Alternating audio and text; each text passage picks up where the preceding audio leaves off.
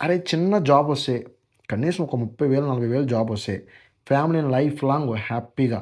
ఎందుకంటే ఎన్ని లక్షలు సంపాదించినా సరే ఒక గవర్నమెంట్ జాబ్ ఉందంటే లైఫ్‌లోని అండ్ ఫ్యామిలీ సరౌండింగ్స్‌లో కూడా ఒక రెస్పెక్ట్ అనేది వేరుంటది.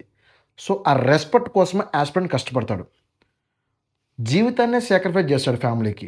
ఫస్ట్ ఆఫ్ ఆల్ తన బాడీని మొత్తం సాక్రిఫైస్ చేస్తాడు ఫ్యామిలీకి. సీ తన ఇష్టాలను పక్కన పెడతాడు. దాని డ్రీమ్స్‌ని పక్కన పెడతాడు. లైఫ్‌లో ఏమైతే సాధించాలనుకున్నాడో దాన్ని కూడా పక్కన పెడతాడు. ఎందుకు? ఫ్యామిలీ కోసం. యాక్చువల్ గవర్నమెంట్ జాబ్ చాలామందికి ఇష్టం ఉండదు. కొంతమందికి ఇష్టం ఉంటుంది. ఇష్టం ఉన్నా లేకపోయినా కేవలం ఫ్యామిలీ కోసం మొత్తం సర్వస్వం మొత్తం సాక్రిఫైస్ చేస్తాడు. సో, వీళ్ళు పంపించే 5,000, 7,000 తోటి స్టడీ హాల్ ఫీజు కట్టాలి. ఫుడ్డు, బెడ్డు, షూ కొనుక్కోవాలి. చిన్న చిన్న మెయింటెనెన్స్‌లు ఉంటాయి. వీక్లీ టెస్ట్ రాయాలి. మంత్లీ టెస్ట్ రాయాలి. ఇవన్నిటికి సరిపోతాయా? సాలవు. పోనీ సరిపోతలేదు ఏదైనా పార్ట్ టైమ్ జాబ్ చేద్దామంటే టైం ఉండదు ఫస్ట్. తను ఎన్నాళ్ళు కష్టపడినా సరే ప్రతి 1 అవర్, 1 మినిట్ కూడా చాలా ఇంపార్టెంట్ యాస్పిరెంట్‌కి. ఎందుకంటే కొంతమంది ఆలోచించేది ఏంటంటే ఈ 1 అవర్ మనం కూర్చుంటే ఇదిగో ఇది అవ్వగొట్టేస్తాం. లేకపోతే ఈ చాప్టర్ అవ్వగొట్టేస్తాం. ఇది రివిజన్ అయిపోద్ది. ఇది రీకాల్ అయిపోద్ది.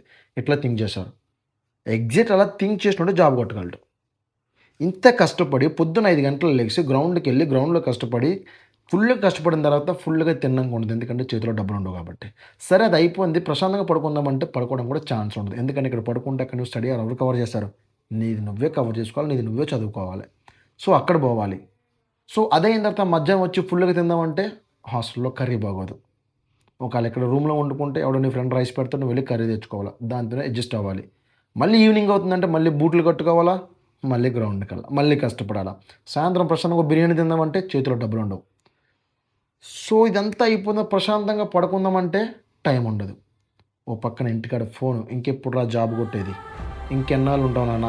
ఇంటికాడ డబ్బులు పంపించలేకపోతున్నాం. ఇంటికాడ అప్పులున్నాయి. చెల్లికి పెళ్లి చేయాలా? అక్కకి పెళ్లి చేయాలా? నువ్వు ఎప్పుడొస్తావు? జాబ్ ఎప్పుడు కొడతావు? Mental pressure. అస్సల బుర్ర పగిలిపోద్ది అంతే. ఇన్ని కష్టాలు పడి ఏదో ఒకలాగా చేద్దామంటే అంతట్లోకి నువ్వు నోటిఫికేషన్ ఇచ్చే టైంకి ఇక్కడ ఏజ్ అయిపోతుంది.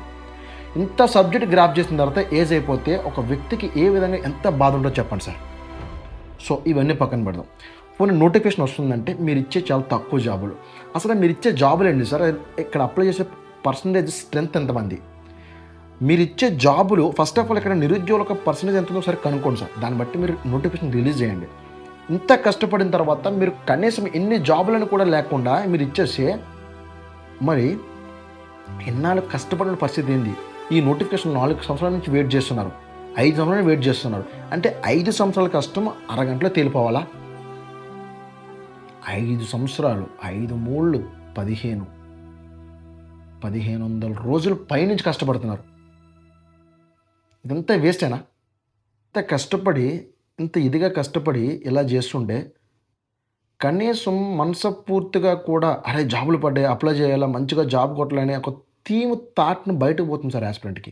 బికాస్ ఆఫ్ రీజన్ తక్కువ పోస్టులు ఇవ్వడం వల్ల. అరే ఈ పోస్టులో మనకి ఎట్లా వస్తుందిరా అని ఒక థింకింగ్‌లో పడిపోతున్నారు.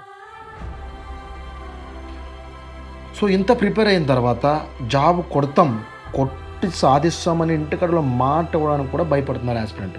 Because of last time already 1.5 మార్క్‌లో పోయింది నీ ఉద్యోగం. మళ్ళీ ఇప్పుడు వస్తుందని గ్యారంటీ లేదు. ఎందుకు? పోస్టులు తక్కువ కాబట్టి. సో, దయచేసి గవర్నమెంట్ కూడా యాస్పిరెంట్స్ సపోర్ట్ చేయాలి. చాలా అంటే చాలా కష్టపడతారు. బికాస్ ఆఫ్ యాజ్ ఎ కోచ్‌గా నా దగ్గరికి నెంబర్ ఆఫ్ క్లయింట్స్ వస్తారు. ఒక్కొక్కరు ఒక్కొక్క బాధ చెప్తారు. ఆ బాధ చెప్తే మనకే కళ్ళ నీళ్ళు తిరుగుతాయి. ఎందుకంటే ఒక్కొక్కరి కథ ఒక రకంగా ఉంటుంది. ఒకరింట్లో కష్టం ఒకరు తెలీదు. కానీ అందరింట్లో కష్టాలు నాలాంటి వాడు కూడా చెప్తారు. సో, మనం మాట అంటే సాయం చేయగలం తప్ప మిగతా మనం సాయం చేయలేం కదా. సో, అందుకని ఏం చేయాలన్నా గవర్నమెంట్ చేతిలో ఉంటుంది కాబట్టి దయచేసి మీకు ఇది ఒక్కటే పని కాదు, కొన్ని వందల పనులు ఉంటాయి. ఎందుకంటే ఈ రోజుల్లో ఎవరి కుటుంబాన్ని వాళ్ళే చూసుకోవడం చాలా ఇదైపోతుంది. కానీ రాష్ట్రాన్ని మొత్తం మీరు చూడాలి కాబట్టి మీకు చాలా అంటే చాలా పనులు ఉంటాయి. సో, ఆ పనిలో ఇది ఒక మెయిన్ పని అనుకుని దీన్ని మీరు హ్యాండిల్ చేయండి sir. Thank you so much.